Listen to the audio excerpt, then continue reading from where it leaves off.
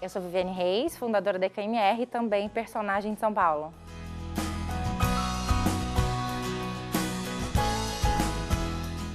Na verdade, por volta de 4 anos atrás, eu não tinha a menor ideia de que existiam refugiados no nosso país. Eu desconhecia, na verdade, esse fenômeno.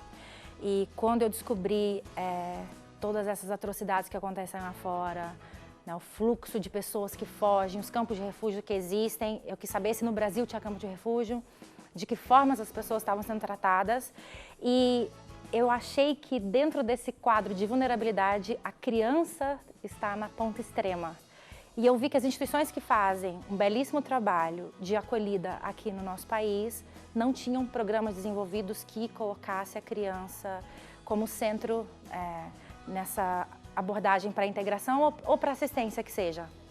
E se você pensa na criança, automaticamente você vai ter que pensar nesse lado emocional e mental. Porque eu via que era quase uma prestação de socorro para a sobrevivência, né? Então, o seu corpo físico, você tem onde dormir, você tem o que comer, você tem o que vestir e você vai ter onde trabalhar. Mas esse corpo emocional, esse corpo mental, as instituições são muito limitadas de recurso. As equipes estão sobrecarregadas já há muito tempo, né? O fluxo aumenta, o número de pedidos de refúgio aumenta e os recursos não aumentam.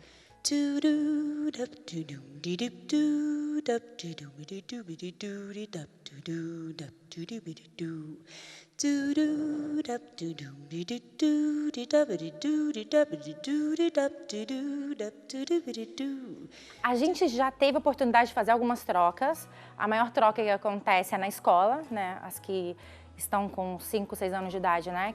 Que é obrigatório, então ela passa meio período do dia dela na escola. As experiências não são tão boas, porque se a gente percebe que estamos numa sociedade que resiste a essa pessoa que chega, a criança está aprendendo isso. Então, se sofre muito bullying na escola, imagina se você é negro, é estrangeiro, você não tem recurso nenhum aqui, vira quase uma caricatura, né? Um bloco de estereótipo, um em cima do outro, e elas sofrem. Então, a criança na escola, ela aprende muito rápido o português, ela vai falar fluente o português em 6, 7 meses, mas esse período é muito sofrido. A gente tem um corpo docente que também não está preparado para lidar com essa criança que está aqui. Existe essa resistência de pensar que nós já temos os nossos problemas. Quando eu comecei com a EKMR, todo mundo que eu via sobre o trabalho, que lindo, vai ajudar a criança brasileira. Não se atreva, não tenha essa audácia de pegar um projeto desse e oferecer para a criança que não é nossa. Arruma a sua casa primeiro. Então, essa visão de quem é a minha criança, né? Minha criança é a que nasceu na minha família, na minha rua, no meu bairro. Vai chegar o momento em que a minha criança é a criança que nasceu no mesmo planeta que eu. Então, elas são as crianças mais vulneráveis do mundo. Depois que as pessoas, se elas querem ouvir, entender essa realidade, elas ficam. Mas existe essa resistência que é forte. Então, é preciso que eles entendam, que a sociedade entenda que eles não escolhem se tornar refugiados, eles não escolhem para onde eles vão onde eles conseguem chegar e aonde deixam eles entrarem. É dramático, porque a pessoa quer continuar viva. Como que, de repente, você perde seu lugar no mundo? Você não pode continuar onde você está, onde você nasceu, onde você pertence, e ninguém mais quer te receber, porque todo mundo já teve seu próprio problema. Quando eu comecei a fazer pesquisa sobre refúgio, eu encontrei um mapa com dados de refugiados que estão no país e refugiados desse país. E quando eu bati o olho no Brasil, que eu vi milhares de pessoas, milhares de brasileiros que estão refugiados lá fora, por um segundo eu falei, hã? Como assim a gente tem brasileiro refugiado? Temos muitos brasileiros refugiados por causa da nossa bendita ditadura, que não quiseram mais voltar, não se sentem mais seguros aqui no país. Né? Você quebra... A maioria dos refugiados, eles querem voltar para o país deles. Pergunta para os sírios, pode falar que vão voltar para os escombros, a gente volta, a gente quer ajudar a reconstruir. Em que estado emocional essa pessoa vai voltar para o país dela? Então, muitos falam pra gente, eu quero me educar, eu quero ficar bem aqui e quando eu voltar eu vou me vingar. Então, é um ciclo que não termina, então, porque está muito machucado. Se você foi ferido dessa forma e chega num lugar onde você não é aceito, você só vai ficar remoendo isso, né? Revivendo esse trauma. E aí, de que forma que a gente vai interromper esse ciclo e tentar mudar isso, né? Cabe a gente, na hora de acolher e de integrar essas pessoas que não escolheram estar aqui. Imagina se eu fosse jogada agora no Afeganistão. Porque agora, do nada, eu saí, eu consegui pegar ou não. Meu filho que estava no berço, eu não consigo pegar. Eu vou com o filho que está aqui. A gente tem segundos para fazer escolhas terríveis. Essas crianças experimentaram traumas que eu não tenho coragem de contar para as pessoas. Porque eu tenho medo de traumatizar você de ouvir. Mas elas têm muita força. Porque essas pessoas, para elas morrerem, basta elas pararem. Então, elas têm essa vontade de estar aqui. Ninguém quer estar aqui, em abrigo, recebendo assistência, Bolsa Família, o que quer que seja. Não é o perfil dessas mulheres que estão aqui, dessas famílias. E elas querem oportunidade. Não querem ficar recebendo cesta básica, que pague conta, nada disso. Elas querem trabalhar, elas querem ser úteis, elas querem contribuir. Tem uma gratidão por nosso país absurda. O Brasil me deixou entrar e não importa as condições terríveis, às vezes, que eles se encontram aqui, ele me aceitou. Então, assim, salvou a minha vida. Esse é o nível de gratidão que essas famílias expressam.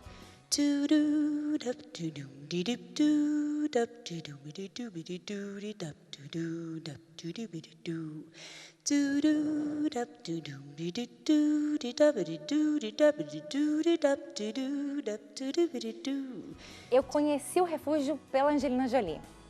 Eu, na verdade, achava que a Angelina Jolie era uma alienada, que não sabia nada da vida, que vivia numa bolha hollywoodiana, casada com Brad Pitt, né, que ela recebe para fazer um filme que a gente não vai receber a vida inteira, e fazia alguma coisa na ONU. E um dia eu assisti uma entrevista dela no YouTube. O que essa mulher faz?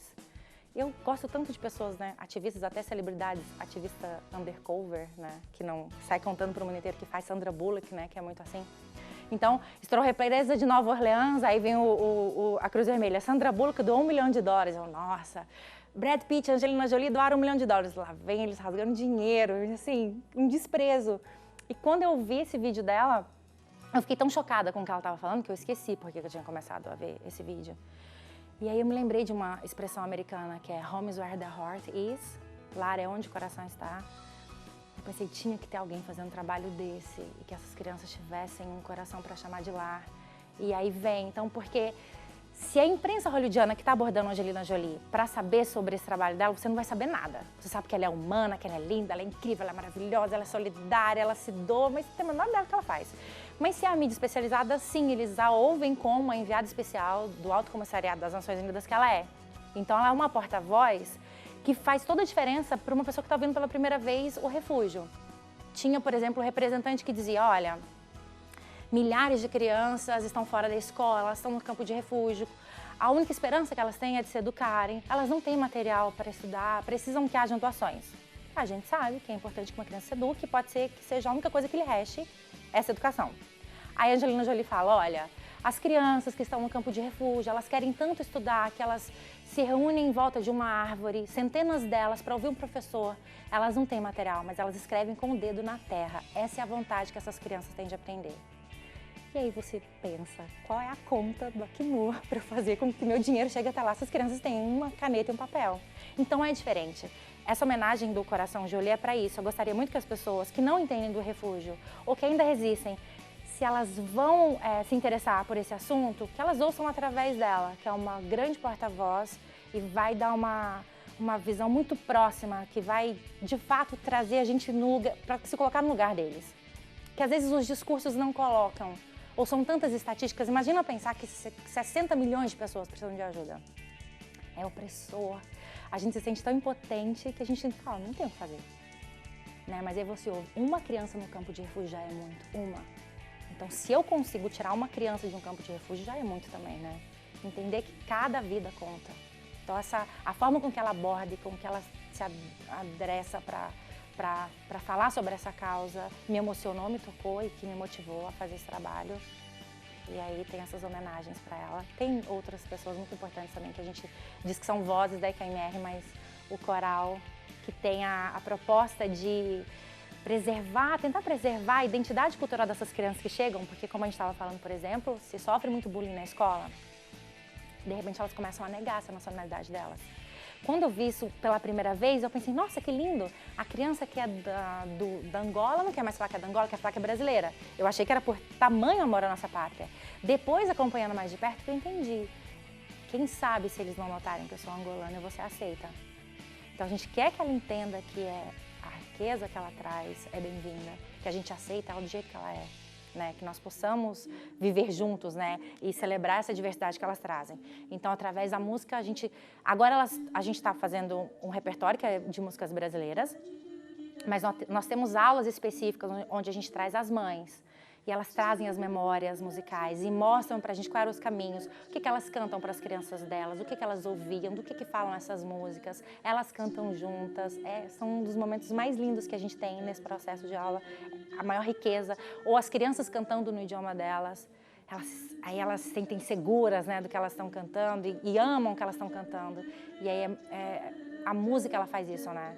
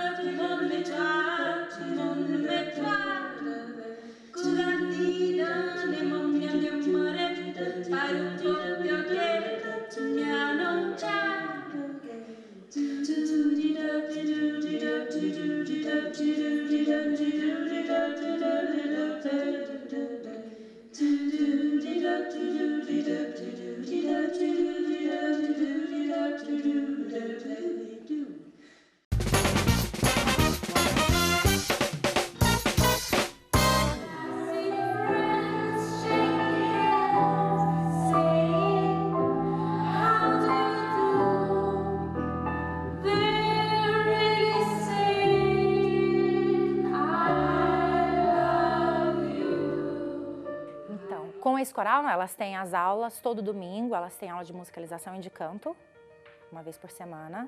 Uma vez por mês nós reunimos todas as famílias. A gente vai para um grande parque de diversões agora no dia 11 com 6 ônibus, 300 pessoas. E é o que mais me comove de pensar que aquele cara que foi sequestrado, torturado, ele entra num parque e ele quer se divertir numa montanha-russa. Primeira vez que eu vi, eu chorei. Eu saí para um cantinho para poder chorar, porque a força que essa pessoa tem, eles não se identificam com essa tragédia. Claro que tem as pessoas que sucumbem, porque é muito mais forte do que elas, a porrada é muito mais forte do que elas tinham capacidade para absorver.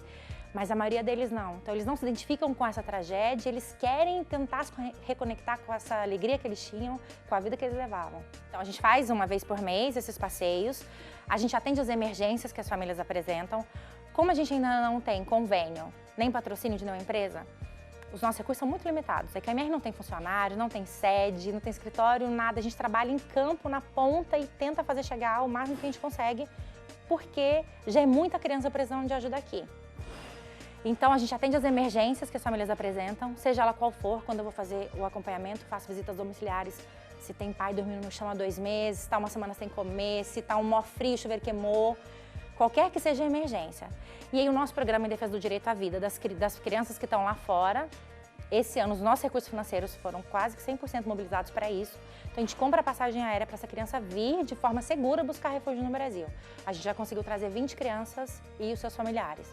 Quem pode ter irmão mais velho, pode ter uma mãe, né? Porque, de novo, é a criança que precisa vir, mas a mãe precisa vir junto e a mãe não tem recurso. Então, o que essa criança precisa? Que a mãe venha junto. Então, tem que comprar passagem para a mãe. Eu estou experimentando agora isso, porque a gente tem uma família que está no campo de refúgio de Zatari, a mãe está grávida, vai entrar no 9º mês de gestação, ela tem 3 crianças e o marido. Esse bebê não pode nascer no campo de refúgio, porque é muito grande o risco de vida que ele corre nascendo no inverno dentro de um campo de refúgio. Mas ela tem medo de viajar sozinha para o Brasil. Então, se a gente não consegue, eu preciso de 20 mil reais. Se a gente não consegue esses 20 mil reais para comprar os 5 bilhetes, pela primeira vez eu vou ter que comprar um para que a mãe venha com o filho mais velho.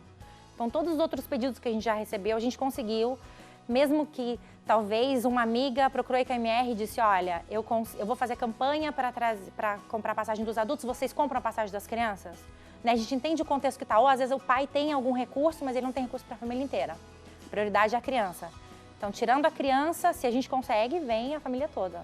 Eu espero que a gente não tenha que separar essa família agora nesse momento, mas a gente está exatamente vivendo isso. O site é www.ikmr.org. Até hoje foi campanha em rede social. Então a gente vai, amigo e amigo de amigo. Deu para funcionar até agora, mas a crise, a gente sentiu pesado a crise esse ano, as doações caíram muito. Então, às vezes, uma campanha que eu consegui em 15 dias a captação para comprar um bilhete, eu levei 2 meses. e meu coração fica na mão, porque eu rezo e peço a Deus que a tragédia não chegue antes, porque esses pedidos que a gente recebe são crianças que estão com risco iminente de morte, é a qualquer momento. Então eu vou conseguir comprar esse bilhete para amanhã, para a semana que vem, para daqui a um mês, e eu já soube de casos de outras instituições de chegarem e dizer, pode parar porque morreu. Então, é muito sério isso. E se as pessoas entendessem o poder que a gente tem quando a gente se une. Eu já fiz evento no Face para captar, para comprar passagem, que eu precisava de 15 mil reais e eu tinha 1.600 pessoas no grupo. Era 10 reais, que ultrapassaria o que a gente precisaria. E não dão. Imagina que para um evento ainda você vai convidar aquela pessoa que você acha que pode ser que ela se interesse, né? Não é aleatório. E as pessoas não dão. Então sempre vai ter gente sobrecarregada, fazendo muito mais até do que suporta, para tentar atender. Eu vejo a KMR como pronto-socorro. Tem uma historinha de 2 pescadores que estavam na beira do rio e passou o corpo de uma criança boiando. Então eles se jogam no rio e tiram essa criança. Depois passam 4. Eles se jogam, tentam resgatar as 4. E vai só aumentando o número, e de repente um dos pescadores sai do rio e começa a ir embora, o outro grita, onde você vai, o que você está fazendo? Ele, você fica aí e tenta resgatar a criança que você conseguir, que eu vou lá em cima ver quem é que está jogando no rio. Então a KMR ainda está no rio. Então a gente vai tentando tirar as crianças que a gente conseguir e ver se essas pessoas que estão nas altas cúpulas, Conselho de Segurança, Nações Unidas, conseguem de alguma forma intervir, porque a gente também tenta fazer com que a sociedade olhe para esse refugiado e que ele precisa dessa solução, mas a gente também precisa que os nossos governos atuem para que esses conflitos achem uma solução, né? A gente já tem cadastrado só em São Paulo por volta de 250 crianças. Iêmen, Palestina, Jordânia, Síria, Angola, Irã, Sudão, Congo, Serra Leoa, Costa do Marfim, Nigéria, Colômbia. São Paulo já tem um registro de 89 nacionalidades. Imagina, 89 países que estão com uma estabilidade que tem gerado isso, né? Essa fuga, essa migração forçada, né? De novo falando, eles não escolhem fugir. E não é só isso. Para você se tornar um refugiado, não basta também que uma grande tragédia aconteça. Você tem que ter muita força para cruzar uma fronteira e se aventurar num outro país. Eu ouvi um depoimento de um refugiado que disse que de repente você fica cego, surdo e mudo. Imagina na sua vida adulta, você não conseguir se comunicar mais, né? Você fala árabe, você chegou aqui no Brasil, você não fala, você não ouve, você não lê. Qual o desespero? Você já passou por um trauma, sua família está vulnerável, cultura totalmente diferente, você não é bem-vindo e você não entende nada do que está aqui.